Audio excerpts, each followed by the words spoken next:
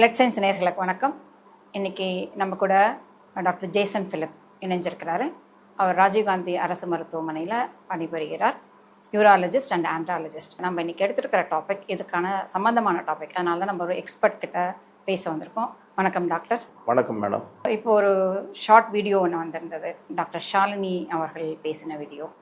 நானும் பார்த்தேன். ஆமாம், அந்த வீடியோவில் நீங்கள் ஒரு கமெண்ட்டும் பண்ணியிருந்தீங்க. அந்த வீடியோவை நான் என்னோட பதிவிட்டு இருந்தேன். அதை பார்த்து தான் அவங்கள இந்த விஷயத்தை பேசலாம்னு கேட்டிருக்கேன். அதில் அவங்க என்ன சொல்கிறாங்கன்னா, ரொம்ப உலகத்தோடு ஒத்து வாழ்ந்து ரொம்ப நல்லா படித்து ரொம்ப டாப்பராக வந்து ரொம்ப பெரிய வேலையில் இருக்கிற ஒரு ஆண்மகனை விட ஒரு சாதாரணமாக விளையாட்டு போக்கில் இருக்கிற அந்த அளவுக்கு பெருசாக வாழ்க்கையை பற்றியே சிந்திக்காத ஒருத்தருடைய ஸ்பெர்ம் தான் வெற்றி கொள்ளுது அப்படிங்கிறது அவங்க சொல்ல வர ஒரு பாயிண்டாக இருக்குது. இது வந்து பெரிய கன்ஃபியூஷனை உண்டு பண்ணுதுன்னு தோணுது எனக்கு. கேர்ள்ஸ் அதிகமான மார்க் வாங்குறாங்க, பெரிய பெரிய பொசிஷன் போறாங்க. இது உமன் ஃப்ரெண்ட்லியா இருக்கு, அதனால இவங்க இதுல ஸ்கோர் பண்றது இல்ல. அதுக்கப்புறம் மாப்பிள்ளை பார்க்கும்போது நம்ம என்ன சொல்லுவோம், அப்பயும் ஒரு கண்டிஷன் வைப்போம், உன்னோட நிறைய படிச்ச மாப்பிள்ளை, உன்னோட நிறைய சம்பாதிக்கிற மாப்பிள்ளை, அப்பதானே நமக்கு ஸ்டேட்டஸா இருக்கும். அங்க மாப்பிள்ளே இல்லங்க, அந்த பொசிஷன்ல மென் வருது, அவ்வளவு ஸ்ட்ரகிள் பண்றாங்க. Very few men cross that. எந்த மாதிரி மென் அதை கிராஸ் பண்ணுவாங்க? ஹை டெஸ்டோஸ்டெரான் இருக்க மேனா, லோ டெஸ்டோஸ்டெரான் இருக்க மேனா. அப்புறம் அந்த பையனை கல்யாணம் வச்சு அவர் ஒண்ணுமே பண்ண மாட்டேன்றாரு, ஸ்பெர்ம் கவுண்ட் கம்மியா இருக்குதா, ஸ்பெர்மே இல்லையா அப்படின்னு சொன்னா, அப்ப திரும்ப ஃபர்ஸ்ட்ல இருந்து ஆரம்பிச்சு ஆர்டிபிஷியல் இங்க ஸ்பெர்ம் பேங்க்ல ஸ்பெர்ம் பிடிச்சிருவாங்கன்னா யாரு ஸ்பெர்ம் கிடைக்கும்? சின்ன வயசுல இருந்து விளையாடினால ஒரு பையன் அவன் ஸ்பெர்ம் கிடைக்கும், ரைட்? அப்ப ஸ்பெர்ம் காம்படிஷன் ஒண்ணு இருந்தா அதுல யார் ஜெயிக்கிறா? யார் இப்படி விளையாடினே இருந்தானோ அவன் தான் எப்படியோ ஜெயிச்சிட்டான். யார் ரொம்ப சீரியஸா இந்த உலகத்துக்காக நான் ஒட்டி வாழ்றேன்னு அடாப்ட் பண்ணிக்கிட்டே வந்தானோ அவன் வந்து அவனோட மாஸ்குலினிட்டி இழக்கிறான்றதுதான் ஆக்சுவல் ட்ரூத். இது கன்ஃபியூஷன் உண்டு பண்ணுதுங்கிறதுக்காக தான் நான் பதில் ட்வீட் போட்டேன். ஆக்சுவலா I was on a break from Twitter. ஒரே ஒரு ஃப்ரேஸ்ல சொல்றேன்னா அப்சல்யூட் ரப்பிஷ் அண்ட் ட்ராஷ். இந்த கருத்துல வந்து எதுவுமே உண்மை இல்லை. டாப் லெவலில் வேலை பார்க்குறேன், நான் கூட டாப் லெவலில் தான் வேலை பார்க்குறேன். இப்போ அடுத்து டீன் ப்ரொமோஷன், டிஎம்இ ப்ரொமோஷன் எனக்கு கிடைக்கும். அப்போ எனக்கு வந்து டெஸ்டோஸ்டெரான் குறைபாடுன்னு அர்த்தமா? இல்லை, டாப் லெவலில் எத்தனையோ எக்ஸிக்யூட்டிவ்ஸ் வேலை பார்க்குறாங்க. இதுலலாம் டாப் லெவல்லையோ ரொம்ப இன்டெலிஜென்ட்டாவோ இல்லை டாப் லெவல் எக்ஸிக்யூட்டிவாவோ வேலை பார்க்குறதுனால டெஸ்டோஸ்டெரான் லெவல் வந்து குறைபாடுங்கிறது ஏற்றுக்கொள்ள முடியாத ஒரு கருத்து. இதை ஒரு மருத்துவர் சொல்லுவது மிகவும் ஆச்சரியம் அளிக்கிறது. ஆமாம், இதில் வந்து 3 விஷயங்கள் அவங்க சொல்லியிருக்காங்க. ஒன்று வந்து டெஸ்டோஸ்டெரான் கம்மியாக இருக்கிற ஒரு ஆண்மகனுக்கு திருமணம் செய்து கொடுத்தா அந்த பெண்ணுடைய இல்லற வாழ்க்கையிலும் சந்தோஷமாக இருக்க முடியாது அப்படிங்கிற ஒரு பாயிண்ட்டையும் அவங்க அப்படி தொட்டுட்டு போகிற மாதிரி தோணுது. அடுத்தது, இவங்களுக்கு வந்து ஸ்பெர்ம்ஸ் கவுண்ட் கம்மியாக இருக்கும், அதனால் ஸ்பெர்ம் டோனர்கிட்ட போகும்போது அந்த இடத்துல தான் விளையாட்டுத்தனமாக இருக்கிற ஒருத்தருடைய ஸ்பெர்ம் தான் அந்த இடத்துல அவைலபிளாக இருக்கும், அதனால் அந்த ஸ்பெர்ம் தான் மறுபடியும் ஃபெர்டிலைசேஷனுக்கு வரும், அதுதான் வெற்றி கொள்ளுது அப்படின்னு சொல்லியிருக்காங்க. இப்போது டெஸ்டோஸ்டெரான் லெவலுக்கும் ஸ்பெர்ம் குவாலிட்டிக்கு அல்லது ஸ்பெர்ம் நம்பருக்கும் ரொம்ப கரெக்டான காரிலேஷன் இருக்கா, பாசிட்டிவ் காரிலேஷன் இருக்கா? கோரிலேஷன் இருக்கதான் செய்யுது. இப்போது ஸ்பெர்ம் எப்படி உருவாகுது, இல்லை லிபிடோ எப்படி வருது, ஒரு பாலியல் இச்சை எப்படி வருது, ஸ்பெர்ம் எப்படி வருதுங்கிறத நம்ம முதல்ல பார்ப்போம். மூளைக்குள்ள ஹைப்போதலாமஸ் அப்படிங்கிற ஒரு சுரப்பி இருக்கு. இது கொனாடோட்ராபின் ரிலீசிங் ஹார்மோன் GnRH அப்படிங்கிற ஒரு ரசாயனத்தை சுரக்குது. அந்த ரசாயனம் வந்து பிட்யூட்ரிங்கிற ஒரு சுரப்பி நம்ம மூளைக்குள்ள திருப்பியும் இருக்குது. அது வந்து லியூட்டினைசிங் ஹார்மோன் LHன்னு சொல்லுவோம், அப்புறம் ஃபாலிகல் ஸ்டிமுலேட்டிங் ஹார்மோன் FSHன்னு சொல்லுவோம். இந்த 2 ஹார்மோனை சுரக்கிறதுக்கு இந்த GnRH ஹார்மோன் அவசியம். ஹைப்போதலாமஸ் என்னும் சுரப்பி சுரக்கும் GnRH என்னும் ரசாயனம் LHக்கும் FSHக்கும் அவசியம். LH போய் டெஸ்டிஸ்ல பேசிக்கா 2 செல் டைப் ஆஃப் செல் இருக்கு, செர்டோலி செல், லேடிக் செல். செர்டோலி செல் ஸ்பெர்ம் ப்ரொடியூஸ் பண்ணுது, அதாவது விந்தணு அப்படின்னு நம்ம தமிழ்ல சொல்ற இது ப்ரொடியூஸ் பண்ணு. லேடிக் செல் டெஸ்டோஸ்டிரோன் என்னும் ஆண்மைக்கான ஒரு ஹார்மோனை ப்ரொடியூஸ் பண்ணுது. LH வந்து லேடிக் செல்லை வந்து ஸ்டிமுலேட் பண்ணுறதுனால தான் டெஸ்டோஸ்டிரோனை சுரக்குது. அதே மாதிரி இது FSHங்கிறது போய் சர்டோலி செல்லை ஸ்டிமுலேட் பண்ணுறதுனால தான் ஸ்பெர்ம் ப்ரொடக்ஷன் நல்லபடியாக நடக்குது. அதே மாதிரி டெஸ்டோஸ்டிரோன் வந்து நார்மல் லெவல் சொல்லிடுறேன், 250 nanogram per decilitre, 2000 nanogram per டெசிலிட்டருங்கிற இந்த லெவலில் இருந்தால் மட்டும்தான் ஒரு நல்ல ஸ்பெர்ம் ப்ரொடக்ஷன் நடக்கும்.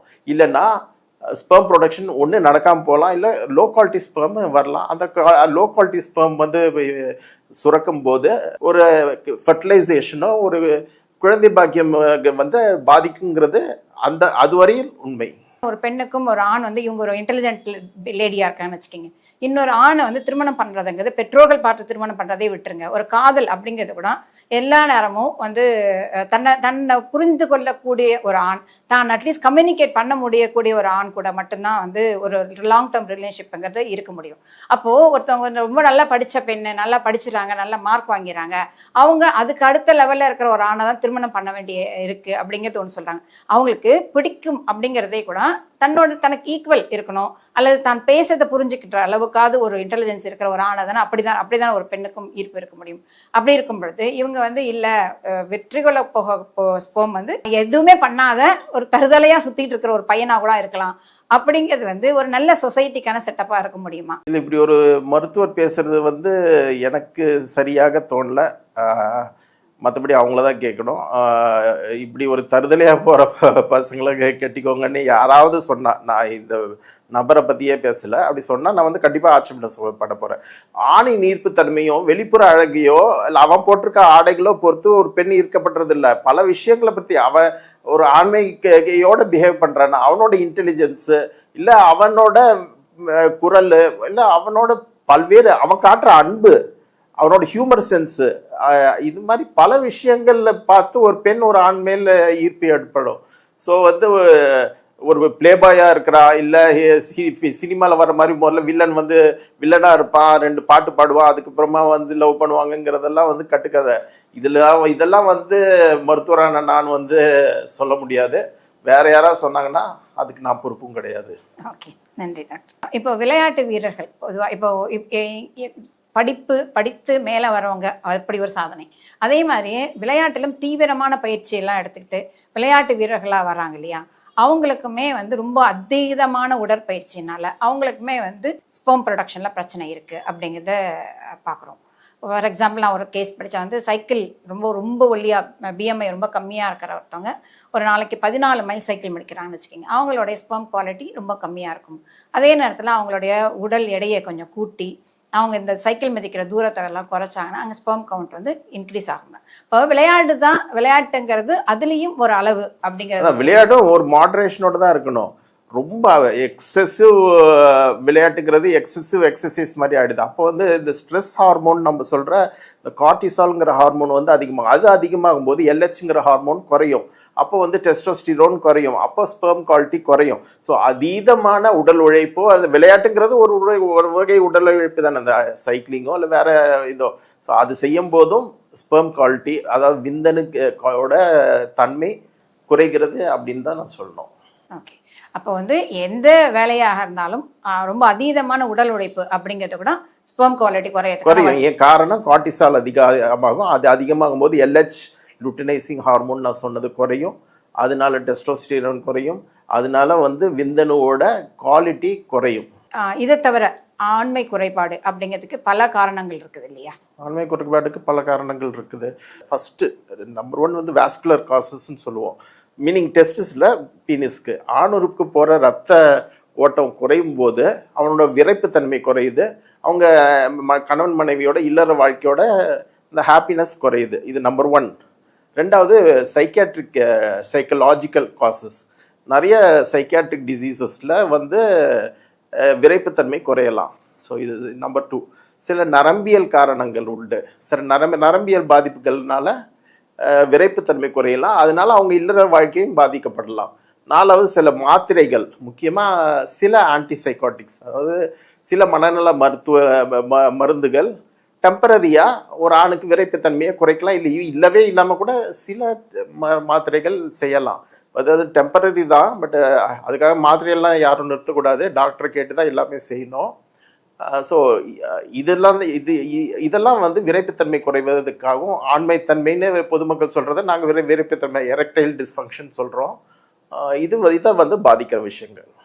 விரைப்புத்தன்மை குறைபாடு இருக்கிற ஒரு ஆணுக்கு கூட, அல்லது அந்த அளவுக்கு அவங்க வந்து உடல் உறவில் ஈடுபட முடியாத ஒரு பிரச்சனை இருக்கிறவங்களுக்கு கூட அவங்களுக்கு வந்து ஸ்பெர்ம்ஸை எடுத்து அவங்களோட ஸ்பெர்ம்ஸை தானே மோஸ்ட்லி வந்து ஃபெர்டிலைசேஷன். ஆமாம், பீசா அப்படிங்கிற முறைகள்லாம் இருக்கு இல்லையா, இது மூலமாக ஸ்பெர்ம் எடுத்து அதை வச்சு ஃபெர்டிலைசேஷன் பண்ணுறோம் இல்லையா, பண்ணிட்டு தானே இருக்கிறோம். ஓகே, அப்போது இந்த மாதிரி விளையாட்டுத்தனமாக இருக்கிற ஒரு ஸ்பெர்ம் டோனர் ஒரு ஸ்பெர்ம் டொனேஷன் சென்டரில் கொடுத்த ஒரு ஸ்பெர்மை யூஸ் பண்ணுறதுங்கிறது இந்த இந்த இந்த ஃபெர்டிலைசேஷனில் எவ்வளோ பர்சன்டேஜ் இருக்கும்னு நீங்கள் நினைக்கிறீங்க?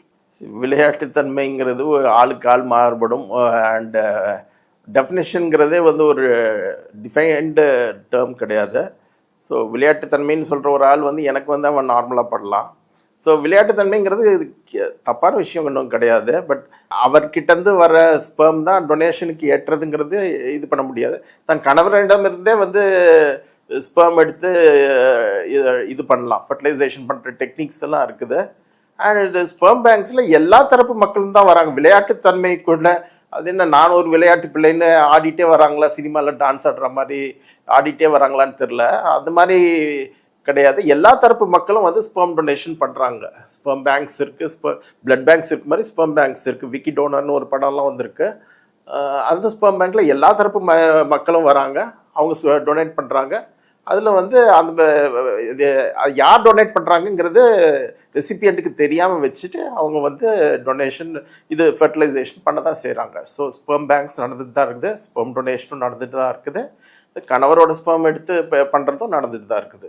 ஆனால் அடாப்ஷனே யாருன்னே தெரியாத குழந்தைய எடுத்து நல்லபடியாக வளர்க்க அடாப்ஷன் பண்ணுறவங்க நிறைய பேர் ஆக்சுவலாக பயாலாஜிக்கல் குழந்தைங்க இருக்கவங்களே தத்தெடுக்கிறாங்க. இப்போ 2 குழந்தைங்க பெற்றுக்கிட்டவங்க தத்தெடுக்கிறவங்க நிறைய பேர் இருக்காங்க. இது சினிமா நடிகர்களுக்கு கூட இந்த நல்ல பழக்கம் இருக்குது. ஒரு குழந்தைய தத்தெடுத்து வளர்க்குறதுங்கிறது ஒரு நல்ல விஷயம். அதை நம்ம ஆதரிக்கணும். இப்போ யாருன்னே தெரியாத ஒரு குழந்தைகிட்ட முழுதா அன்பு வச்சு 2 பேருமே ஹஸ்பண்ட் ஒய்ஃப் 2 பேருமே வந்து ஒரு குடும்பத்தை உருவாக்குறாங்க. அது நிறைய எக்ஸாம்பிள்ஸ் பார்த்துட்டு இருக்கோம்.